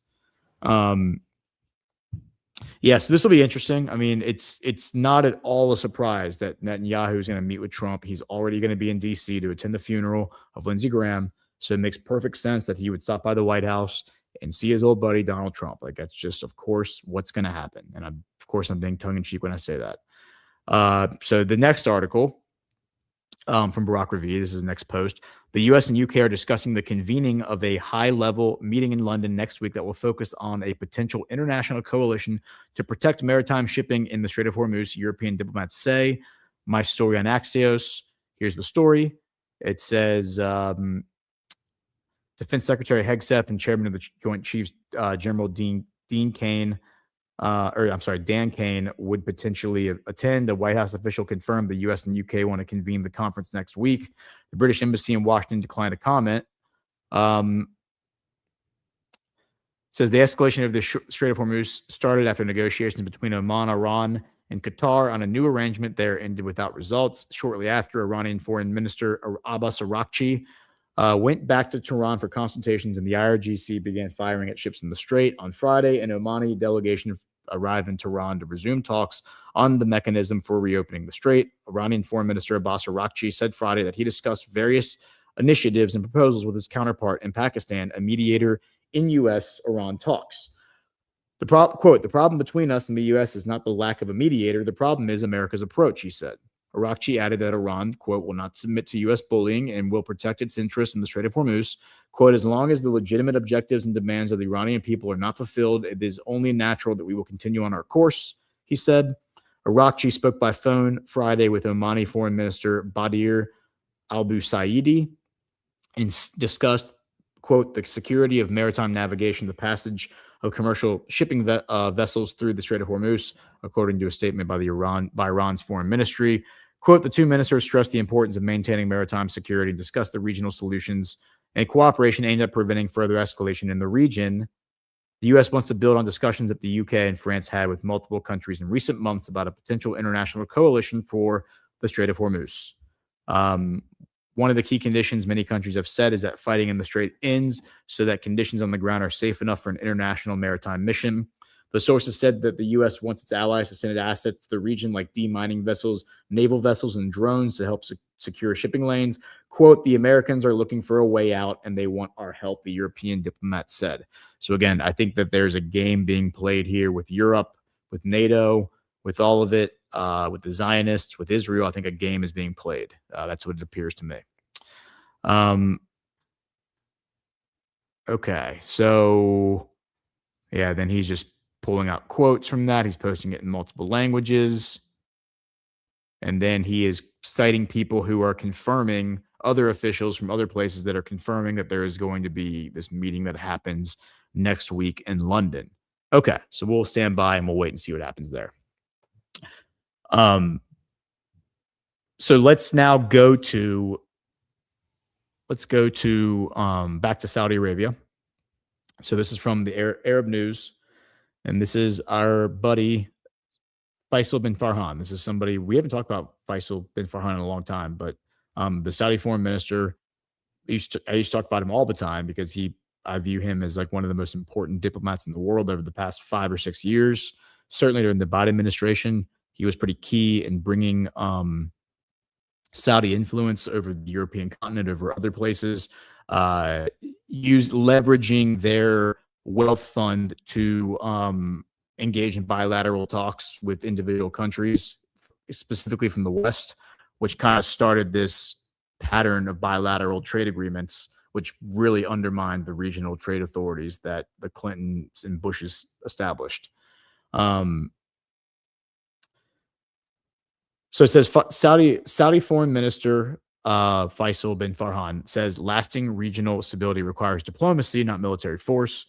Faisal bin Farhan said on Wednesday that lasting stability can only be achieved through diplomacy and sustainable political solutions, not military force. This isn't like a new idea from him, I don't think. Speaking via video link at the 16th Gulf Research Forum in Cambridge, the United Kingdom, Prince Faisal said the region was at a pivotal stage that required greater cooperation to tackle ongoing crises and to build a more stable future. Quote, achieving lasting stability cannot be done through military force, but through sustainable diplomatic solutions that address the root of the crises, he said. The minister warned that the recent regional developments had demonstrated the wider impact of tensions on global security, energy markets, and economic growth. He called for efforts to preserve the international order and create conditions for political solutions that delivered lasting peace and security rather than focusing solely on containing temporary escalations. Prince Faisal said a more stable regional system must be built on the principles of the UN Charter, including respect for state sovereignty, non-interference in international affairs, good neighborliness, freedom of navigation, and adherence to international law. These principles represent the foundation for any stable regional order. Highlighting the region's potential for growth and prosperity, the foreign minister said Saudi Arabia remained optimistic about overcoming current challenges, pointing to Vision 2030's focus on development, innovation, and expanding opportunities as key drivers of stability. Quote, investing in this phase requires working to establish a more cooperative and stable regional system based on clear principles, mutual respect, and sustainable agreements that achieve peace, security, and prosperity for all, Prince Faisal said. He also highlighted the role of academic platforms such as the Gulf Research Forum in promoting dialogue, et cetera. Okay. Yeah, so this is not like a shocking development from him. He's been saying basically he's been singing the same song for a long time, but the target of this rhetoric is obviously the Zionist community, both inside Israel, but also in the United States. The neocon target, the neocons in the United States. The root of these issues is very much the state sovereignty, the sovereignty of not only Palestine, but also Lebanon, but also Syria, of also Egypt, of also Jordan, of also, all these countries where we've seen Israel try to, encroach on. These are all places that have been impacted by Israel's warmongering over the past few generations. And then, of course, you have the rest of the region being concerned about it and angry about it. Places like Iran, places like Saudi Arabia, Iraq, Turkey. So, yeah, but again, diplomacy, not military force. So we don't want a caliphate. We don't want top-down hegemony. We want nation states acting with agency acting in their own best interest, because who wants to live in a war zone when you can have prosperity? And there's a lot of wealth in that region that we can point to, and there's no reason why the region shouldn't have prosperity. It's only because there is a desire to build an empire by certain people, to establish a Jewish caliphate, for lack of a better word. And that is really, I think, what is driving the instability. Okay, so now let's pivot to Turkey.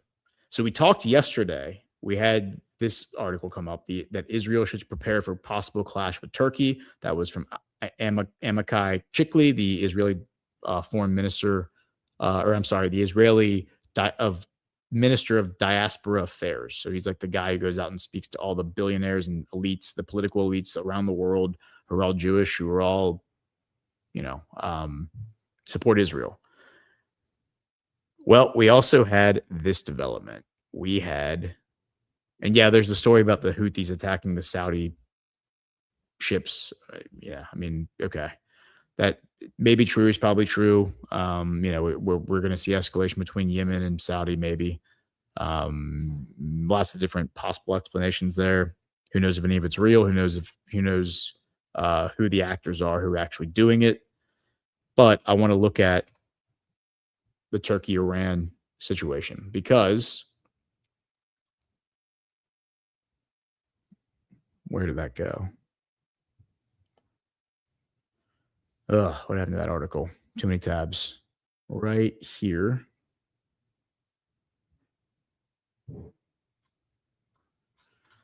Burning Bright just sent me an interesting article. We're going to have to look at that too. That's a really good one. Right here. Boom. Turkish sailor killed amid fresh Ukrainian strikes on shipping. Kiev's drones hit at least 13 ships in the Azov and Black Seas on Tuesday and Wednesday, according to the country's drone chief. At least one Turkish sailor was killed and others wounded following a drone strike on a Turkey-flagged coal bulker off Russia's port of Novorossiysk. Rossiysk, I'm not saying that right, on Wednesday, amid intensified Ukrainian attacks on shipping in the Azov and Black Seas. This is in the eastern Black Sea. We've looked at this area before. The Istanbul registered MV Rayan Sari was carrying coal from Russia's Taman port to Trabzon in Turkey when it was struck by a UAV. A crew member was working in the engine room, died at the scene of the impact. Turkey Today reported on Wednesday the ship was able to continue under its own power and reach waters off Samsun. 2 injured crew members were evacuated by helicopter and taken to hospitals in the city, according to a statement from operating company cited by the media. Speaking to the Islas news agency, one crew member said that the attack took place around 1:30 a.m. The quote is, "They hit my cabin with a drone. They pulled me out under the wreckage." From under the wreckage, he reportedly said, "While I was in the sick bay, the second explosion happened. They blew up the deck completely. There were dead and wounded there." According to Ukraine's drone forces commander Robert Brovdy, Ukrainian forces struck a total of 13 ships on Tuesday and Thursday in the Azov and Black Seas, 1 tanker, 10 dry cargo ships, and 2 tugboats. It was not the first time Turkish ships have been struck by suspected Ukrainian drones. In March, a Ukraine blacklisted tanker belonging to a Turkish shipping company was struck by drones near Bosphorus after taking on oil at Novorossiysk. Russia said has also escalated strikes on Ukrainian military logistics in the Black Sea and in the Odessa region in recent weeks, targeting vessels and facilities Moscow believes are involved in delivering material or supporting Kiev's drone operations. All right, so let's just look at real quick these areas. This is all pretty straightforward. Now, they're not clear. They say that 13 ships have been attacked. This is Ukraine saying this, that they have attacked 13 ships. They aren't clear. Are there's 13 Turkish ships, or is it 13 ships and one of them happens to be Turkish? I read it initially as 13 Turkish ships, but you could also read it as 13 ships where one of them happens to be Turkish. Point is that they killed a Turkish sailor. And yeah, this is going to escalate things. So here is Novorossiysk, New Russia, I think is what it stands for. But it's down here where Russia meets Crimea. So remember, Krasnodar, that was where the Ukrainian drone hit the facility, the gas facility, refining facility that provided natural gas to Turkey via the Blue Stream pipeline, which runs across the water from here to Samsun right here. Okay. So now they're saying that they attacked these ships in this region that were receiving oil. And they killed one of the sailors. And then one of these ships limped back to Samsun. And that's where they disembarked. And that's where the helicopter got the guy off the ship. Now, they're also saying that there is another conflict in the Bosphorus. What do they say here? The Bosphorus bombing was... Yeah. So in March, a Ukraine blacklisted tanker belonging to a Turkish company was struck by drones near the Bosphorus after taking oil at the same exact place, like the new Russia place. Bosphorus is down here. So here's the Bosphorus, which is, I believe it's this, is this waterway? It's this area right here is considered the Bosphorus. So somewhere around here, and you can see that, you got Bulgaria right there, and then you got Romania, and then Odessa is right here. It's not that far away. That's what they're talking about. Okay. And this all kind of feeds into, again, what I've been saying. I mean, what we talked about yesterday. We talked about the naval conflict that we're probably going to see, happen between Turkey and Ukraine. I think you bring in Ukraine in, that it's going to be a naval battle. You said this a few months ago, that I think we're going to see a naval battle between Turkey and Israel, but also through proxies, maybe Cyprus, maybe Greece, maybe Ukraine. And this aligns with other developments. We did talk at length yesterday about Laura Loomer and her little PR campaign she's running, her media tour she's running in Ukraine right now, which is some of the most shameless propaganda I've ever seen. But we also have this development. This is pretty strange.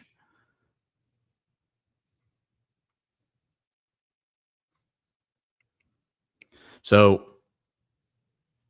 Zelensky recently fired his commander-in-chief, or his commander-in-chief resigned, and he appointed a new guy.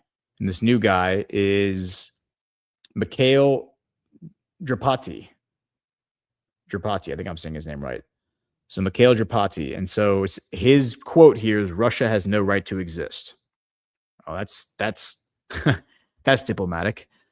Ukraine's new commander-in-chief, Major General Mikhail Drapati, has said Russia has no right to exist and made derogatory remarks about the residents of Russia's Donbass region, which Ukraine continues to claim as its own. On Wednesday, the YouTube documentary channel Ukrainer W released an interview with Drapati, originally recorded in 2023. Speaking to journalist Karina Pileyugina, the general said that he had long anticipated a war with Russia. Quote, "We see that you cannot call them neighbors. It is a nation together with its leadership that has no right to exist. Over thousands of years, nothing has changed there in civilizational terms, neither its mentality nor its imperial ambitions," he said. The journalist has said Drapati had asked Drapati why people in the largely Russian-speaking Donbass are more likely to help Russian troops than residents of the Kiev region are. He replied that the Donetsk and Lugansk regions have long been dominated by, quote, "settlers and criminal elements," end quote. That's an interesting framing. Quote, "That is why the population there lacks a Ukrainian national consensus or consciousness. And that's my opinion. It seems that too little attention was paid there in Ukrainization." It's an interesting idea. So he's saying that this area used to be Russian, but then they Ukrainized it, Ukrainizationized it, and they just didn't do a good enough job of purging the Russian elements from these areas. And so these people are, quote unquote, settlers and criminal elements. That's an interesting framing when you put it side by side with the West Bank and like Israel and Laura Loomer, frankly. Drapati went on to claim that, quote, "a significant number of people in Donbass do not want to work, want handouts, and do not care which country they live in." That is fascinating, because that is, we heard Faraz Modad and others described the ultra-Orthodox Jewish community that way, that the men don't work, the women basically do everything, and the men just sit around and study Torah all day. And that they all live off of, they're all welfare queens. They live off of basically government subsistence, which is largely provided by the United States. Let's see. Russian Foreign Ministry spokeswoman Maria Zakharova condemned the general's comments as neo-Nazi. Moscow has said Ukraine's language and cultural laws aimed at erasing the identity of Russian speakers, and has listed the treatment of Ukraine's Russian minority as one of the causes of the ongoing conflict. Tripati first rose to prominence during the 2014 campaign to quash the revolt of the Donetsk and Lugansk People's Republics, which broke away from Ukraine following the Western-backed coup in Kiev.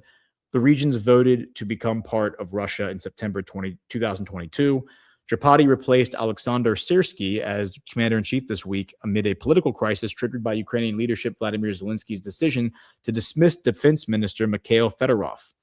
The move sparked protests in Kiev and other cities demanding Fedorov's reinstatement and Syrsky's dismissal. Fedorov and Syrsky reportedly did clash over military strategy in the conflict with Russia.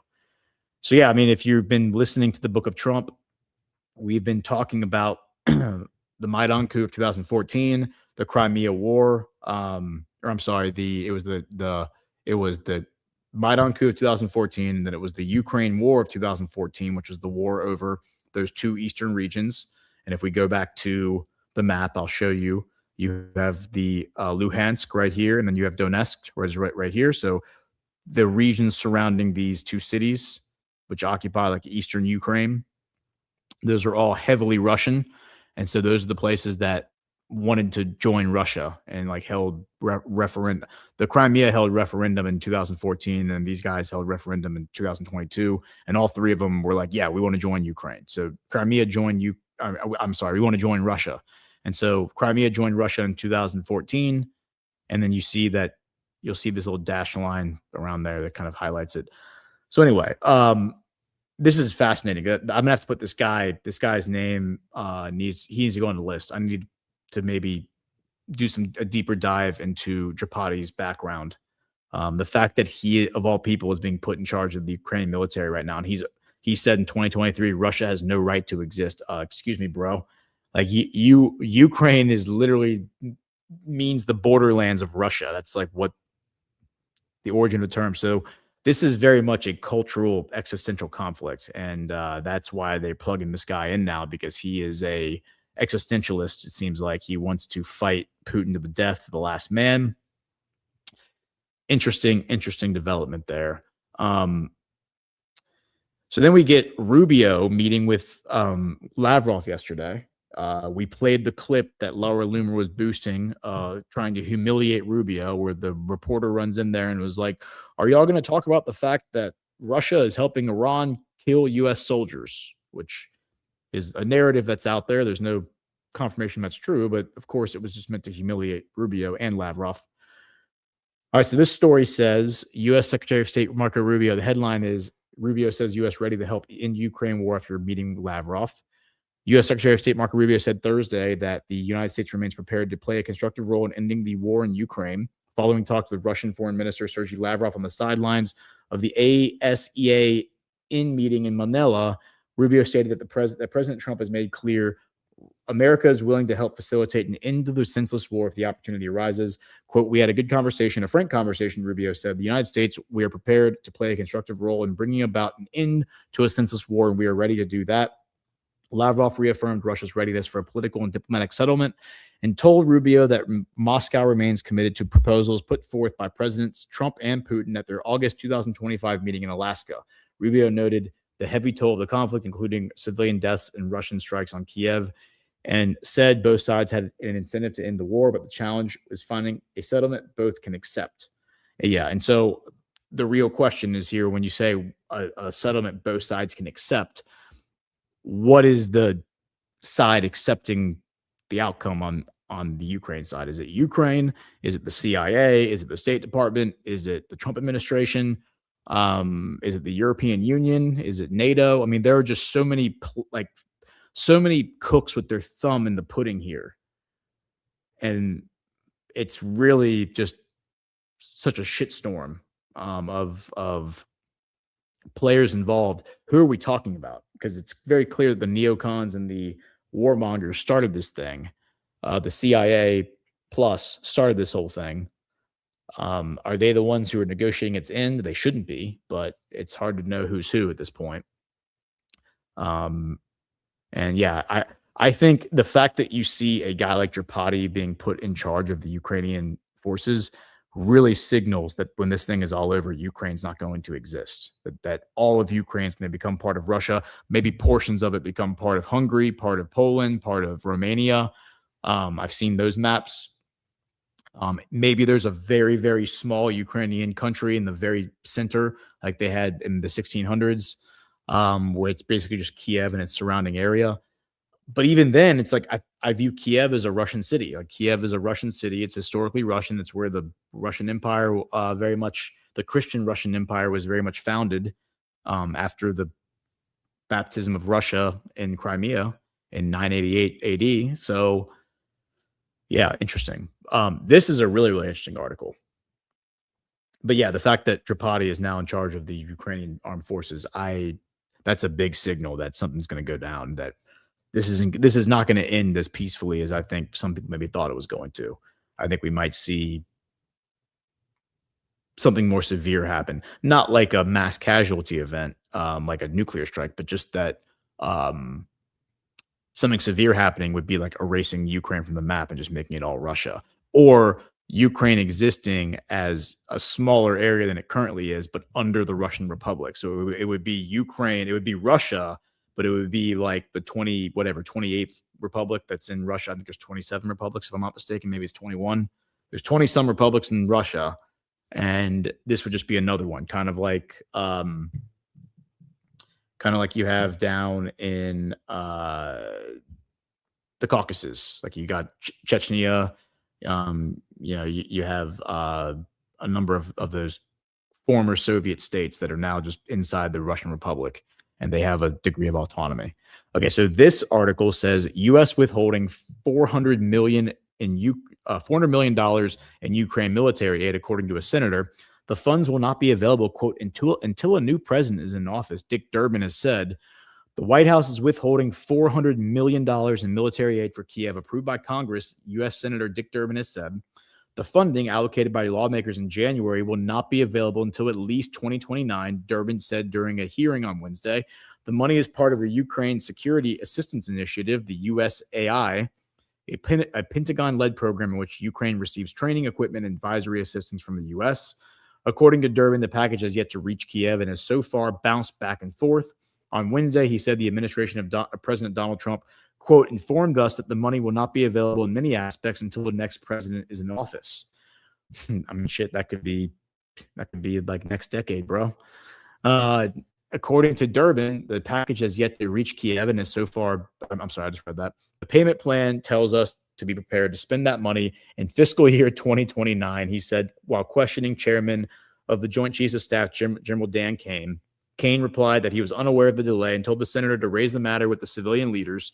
The White House has not made an official statement regarding the fate of the package. Last month, Durbin asked Secretary of State Marco Rubio about the issue, who said the funding was going through interagency processes and said he expected news of its release shortly. In March, the Washington Post reported that the U.S. government could have diverted the money allocated for Ukraine to replenish military stockpiles depleted during the war with Iran. Senator Mitch McConnell wrote an op-ed in the Washington Post a month later complaining that the $400 million in Ukraine aid approved by Congress was now collecting dust at the Pentagon. Interesting. And is Mitch McConnell alive? We still haven't really actually gotten that answer.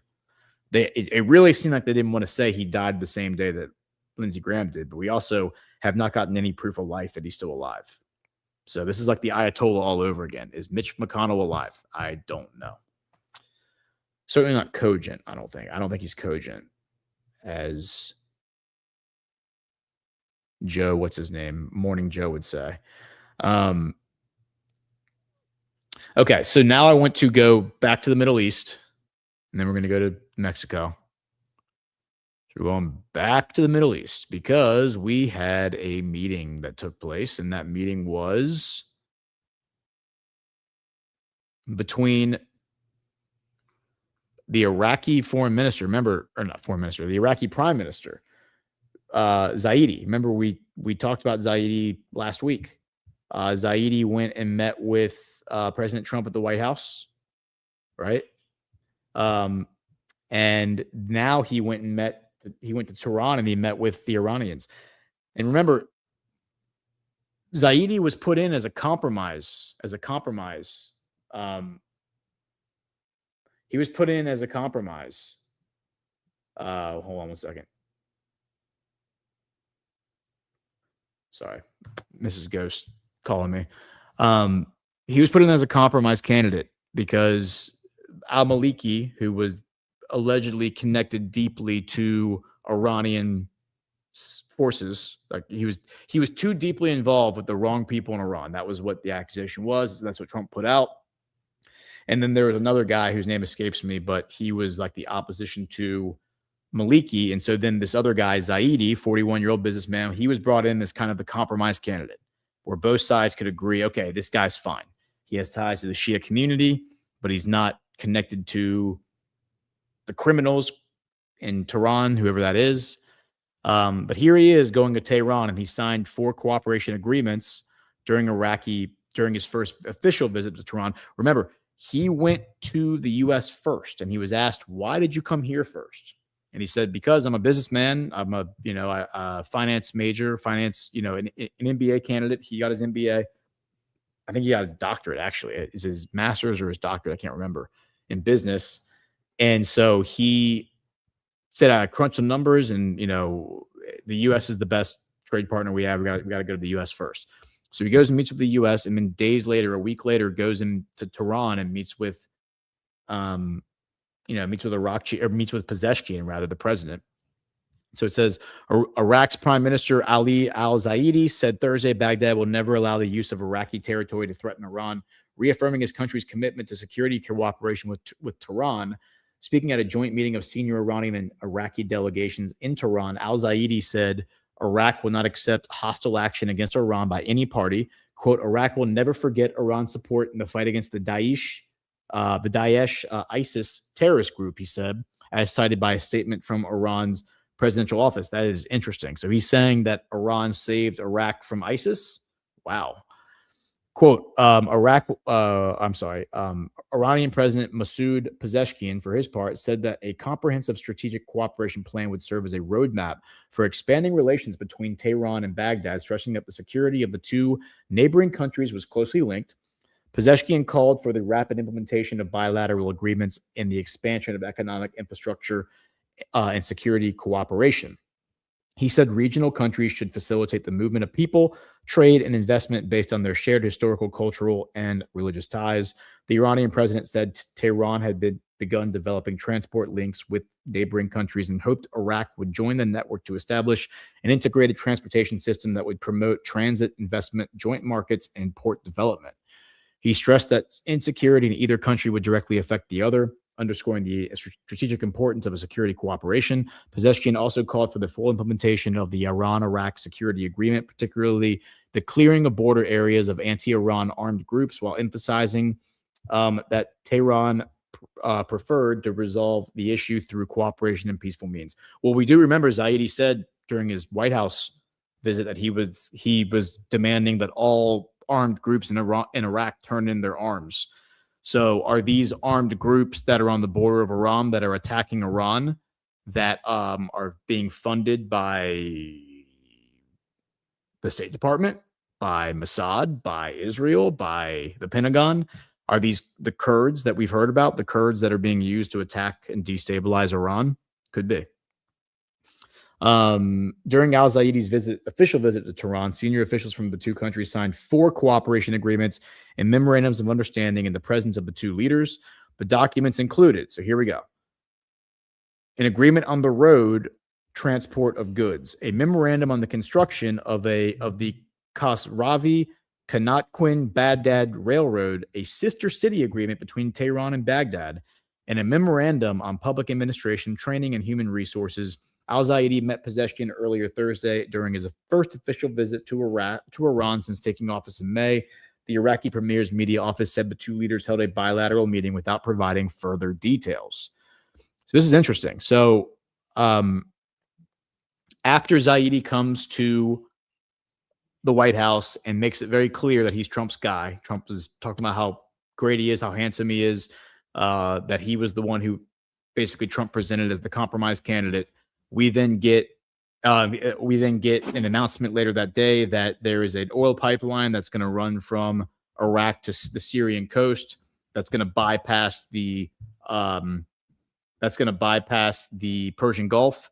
When we spoke with Faraz Modad on Tuesday, Faraz's criticism of that concept, that idea, was that the pro-Iranian militias that operate in that area that control the Kirkuk oil fields are never going to allow that pipeline. And I have read that headline that they said we're never going to allow this pipeline to be built because this is going to undermine the interests and the financial interests of Iran. So this pipeline is never going to be built. Sorry, but not sorry. Now you have the guy who announced that pipeline, who said that, yeah, we're building this pipeline. Now here he is in Tehran signing cooperation agreements with the president of Iran. And those cooperation agreements include the construction of a railroad system between the border towns of Iran and Iraq. And then they would feed into the Baghdad Railroad. And if they're feeding into the Baghdad Railroad, that means they're also feeding into the Syrian Railroad. And if they're feeding into the Syrian Railroad, they're also feeding into the Turkish Railroad. They're feeding into the Turkish Railroad goes from Turkey all the way down the coast through Syria to Mecca in Saudi Arabia. We talked about that with Faraz, about how there is this the Hashim Railway, the Hashemite Railway was being restored. The one that goes from Turkey, like the Ottomans built it, going from Turkey down to Mecca. There's also a railway that runs from Baghdad through Kuwait that goes down to Qatar, and it comes and hits all the border towns of, the coastal towns of Saudi Arabia on the Persian Gulf, and then feeds into the UAE. So this is a railway network that we're now seeing that largely already exists in Arabia that is now going to connect to Tehran through this border town of Khosravi. So let's look this up on the map real quick. We have Khosravi.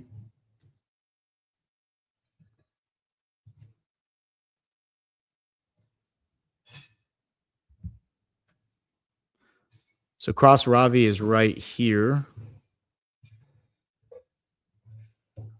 Here it is. There's Khosravi.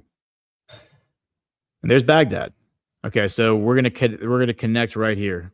There's Conakry. So Conakry and Khosravi, they're gonna build a railroad right here. It's gonna connect to Baghdad. So then Baghdad from Khosravi, I imagine, will tie into maybe Kermanshah, and then it goes on to Tehran up here. And then you can also go north to Tabriz, and then once you tie into Tabriz, once you tie into the railroad up here in Rasht, remember Putin helped the Iranians construct the key railway between Rasht, which is right here, and Baku. And once they, or not Baku, it was Astara, because remember Astara is half in Azerbaijan, half in Iran, so they connected the Iranian half of Astara to Rasht, and once they built that railroad, that completed the Shanghai Cooperation Organization's trade route from Mumbai in India all the way up to St. Petersburg in Russia. This was the key piece that was missing. So this is a rail network that you're seeing come into fruition. President Trump is part of it because he has that deal with Kazakhstan to sell them the largest railway equipment deal in history, $4.4, I think it was, $billion. This is that's interesting. And then there's other memorandums of understanding that they had signed too. So Trump now has a back channel into Tehran through Qatar, through I think Saudi Arabia. I think Riyadh has a channel straight into Tehran, and then also now through Iraq. All of Trump's friends, and also Erdogan. Erdogan clearly seems to be working with Iran. We have signal of that. All of Trump's friends are friends with Iran now, right? And then you got Putin, and then you got Xi. All of the all the dominoes are being set. The stars are aligning now that we're going to get normalcy with Iran. It seems like all these countries are doing it first, and then ultimately that will set the stage for America to do it. Yeah, and then here's the Atlantic. Iraq's man in the middle, the country's new prime minister, is trying to navigate between Washington and Tehran, and they're kind of painting him as like this dubious figure that is basically being controlled by bad forces on both sides, in Tehran and maybe DC. Yeah. So this and what they don't like is they don't like that he went to the White House and appears to be friends with Trump and appears to be working with him. That's bad news bears for them. We do have this. Laura Loomer released her her interview with Zelensky. I haven't had a chance to watch it, but I'll watch it, and maybe the next time I do a show, I can comment on it. Maybe we'll comment on it in the Monday's edition of the Badlands News Brief. There is this post. This is interesting. This went very viral. This is Anatolij Sharij, if I'm saying that right. He said, this is how it all happened. The office of the president saw that the Russians, and who knows if this is true, but this has just been making the rounds. So I'm just relaying this information. Doesn't mean the information's accurate, but we'll just take it in stride. He said the office of the president saw that the Russians had bought off a female blogger and brought her to Russia. I don't know if he's referring to Candace Owens or whatever. He's referring to somebody though. They were taking her everywhere. I think he is talking about Candace Owens, and they were taking her everywhere. And there was constant news about news coverage about her. By the way, I don't think there's any proof that the Russian government was working with Candace Owens. He says everything was very pompous after that. After all, she was an American. In short, the trip of this blogger who was popular in the U.S. was made into a big event. The office of the president decided that there needed to be, this is President Zelensky, decided that they also needed to bring in a blogger, and apparently they bought this Loomer. As I understand it, they paid her up to $2 million, I guess dollars. I don't know. They brought the blogger over, and now logically they should have made it look like this was really her own initiative, not a paid visit, that she was going around on her own. In other words, it would have made sense for the office of the president to stay out of sight so that their involvement wasn't obvious. But they can't do that, so they act in a very straightforward way. And now accompanying this important guest, who only yesterday was calling Zelensky a sick dictator and eating hot and dog food for money from advertisers, is the first deputy head of the office of the president walking with her around the Lavra that was taken away from Christians. You know, the post-Soviet space hasn't really moved far beyond the Soviet Union of the 1970s, because I simply cannot imagine some prominent blogger from Russia or Ukraine coming to the United States and being escorted around like this. I can imagine them going to some country in Africa and people there fussing over them in exactly the same way. It all looks pretty pathetic, frankly, but Loomer's whole campaign isn't taking off anyway, because on social media, it's nothing but Ukrainian bots in the office of the president itself. The whole thing flopped. The videos, though, are great. Putin launched a drone strike against Jesus Christ. He's now quoting her, Laura Loomer. The resurrected Reich in Russia don't want you to see this video. Quote, I am being told the Virgin Mary ultimately protected Jesus. Yeah, we played that video the other day. This guy is claiming that Zelensky paid her $2 million to come. That's the story, is that Zelensky's paid Loomer $2 million to come do this shameless press tour. I guess we'll find out, or maybe we won't, whether that's true. All right, so I don't think we got to talk about the Colombian election the other day. Brian and I talked about it, so you can go watch Badlands Daily from Thursday. And I would encourage you to do that. And I know he's going deeper on that. I did, in the last 5 minutes that we have, want to hit on this article that Burning Bright just sent over.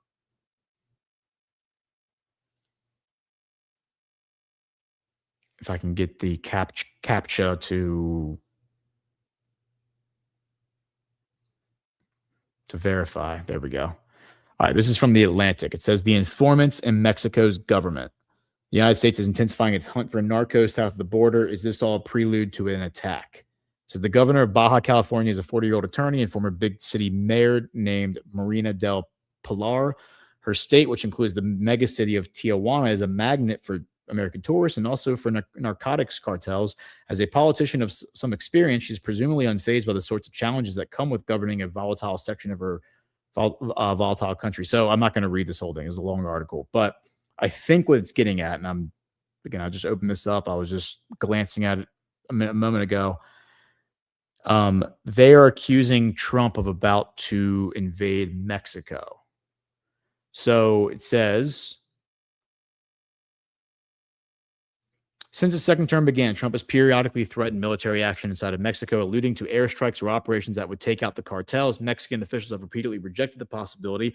Quote, there would be no invasion of Mexico, President Claudia Sheinbaum said last year. But quietly, Mexican officials have discussed what it would mean if they were attacked by their neighbor and largest trade partner. Would it be a special forces operation like the one that seized former Venezuelan President Nicolas Maduro? A drone strike on a fentanyl lab? Some Mexican officials are reading books about the Mexican-American War, searching for historical precedent. Well, that's not a bad methodology. Because of the threat of the military intervention is so dramatic, not enough attention has been paid to a type of intervention that is already taking place, one that could pave the way for strikes. And a break with long-standing precedent, American prosecutors have used informants to pursue members of the Mexican government, apparently, quote, moving up the food chain, as one U.S. official described it to me. Del Pilar has become the most famous example of such cooperation. The State Department canceled her U.S. visa last year while law enforcement agencies investigated her and then her then husband. In the leaked audio recordings, the supposed FBI representatives refer to sanctions and charges against her. Though no charges have been filed, Del Pilar makes clear that she is willing to offer information gleaned from state security meetings in order to avoid being extradited. She says vaguely that what she hears in those meetings isn't what I hear elsewhere, possibly referring to sensitive information that might help investigators. On Sunday, Del Pilar released a video saying she was merely trying to find ways to reinstate her canceled visa. I messaged her spokesperson to ask about this, but she didn't respond. The FBI has also declined to comment. Several former Mexican officials facing U.S. charges have turned themselves in, apparently agreeing to cooperate with authorities to reduce their sentences. Dozens of newly extradited drug traffickers, too, are believed to be cooperating. Their accounts appear to have allowed U.S. investigators to build cases against members of Sheinbaum's Morena political party. At least four have been indicted. Many more have had their visas revoked. It's a high-risk escalation in the Trump administration's fight against narco corruption and possibly a pretext for unilateral attack. Trump could use evidence of the government's links to organized crime in an attempt to justify using force in Mexico. This week, the Trump-appointed head of the Drug Enforcement Administration, Terry Cole, gave a speech describing, quote, the deadly connection between cartel networks and the Mexican government. They are one and the same, he said. Okay, so we will probably talk about this more, I imagine, in the future, but this is really fascinating. So we reported on this and talked about this when this happened a few months ago. 10 people were indicted in the Mexican government with alleged ties to the Sinaloa cartel. This was the most prominent of which was a governor, I believe was the governor of Sinaloa. Now this article is indicating, and this article does not appear to be a pro-Trump writer. Of course, it's The Atlantic, which is a deep state outlet. The Atlantic, by the way, is one of those outlets that writes for the elite. Like, they're not writing to, in my opinion, they're not writing to influence the masses. They're writing to inform the elite of what's happening. Like, they're communicating with the elite and being like, all right, guys, here's what's going on. Just keep an eye on this. They have an elitist worldview where they don't really care about what the masses think. The masses feed them bread and circus, and they'll accept whatever outcome we determine, really. So now they're saying that they're saying that these people are cooperating and they're working up the food chain. Fascinating. That is fascinating. Huh. All right, guys. So hit the thumbs up, share the show. Oh, wow. We have some people have come in here with some very generous rants. I saw that there was a subscriber. I think it was Tabas in the Tobe. It was the Tobe 1A5, if I'm not mistaken, gave a subscription. Thank you for that. And then we have 3 rants. Dina731, $100. Just wanted to say thank you for all your great info over the years. Gonna miss watching you as much, but wishing you the best with your new venture. Thank you so much, Dina. That is very, very generous of you, and really, really appreciate that. Profit60, also $100. I owe you $100. I probably owe you more than that because of all the info you've shared. Profit, wow, thank you. And Michelle Harkavi, I hope I'm saying that right, Michelle. Also $100 because we all love you and appreciate you. Wow, guys, I'm kind of speechless. That's really, really generous of you. So thank you, sincerely, thank you from the bottom of my heart. That is more than I could have asked for. So thank you. This isn't the last you're going to hear from me. Just know that. Just be patient. We will be back again soon in another form. Well, the same form. It'll be Geopolitics with Ghost. I told John that I'll keep him abreast of what's going on. I won't be around next week because, like I said, I'm taking the wife on a trip. Babbage 3 just came in, $5. Thanks for this show and congrats on your new job. You also got a YouTube super chat. Of course I did. Thank you for letting me know, Babbage. I want to make sure I read that. Looks like I got two of them. One of them is 200 joules, whatever that is. C Chef 0812, and it just says sunshine. And then another one from C Chef 0812, $10. Thank you, Ghost, for sharing your knowledge and analysis. Praying you come back often. Your voice will be sorely missed. Yes, I will be back, guys.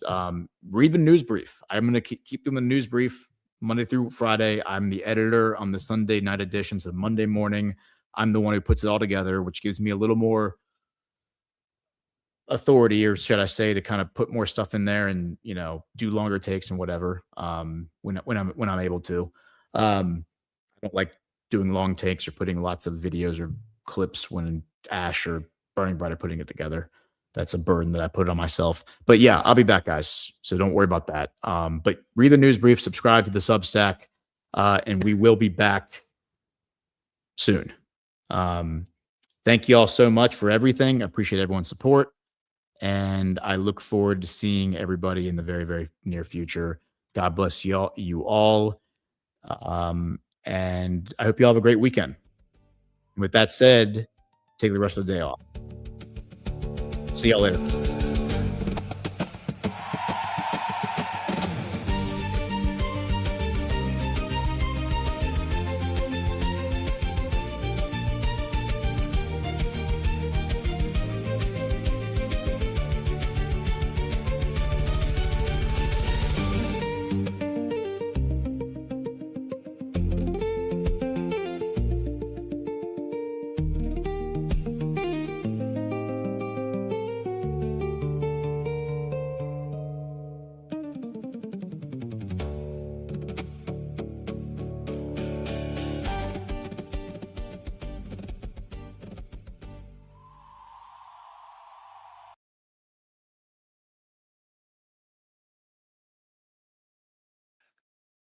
Thank you so much for joining us, and don't forget to hit the thumbs up on this video.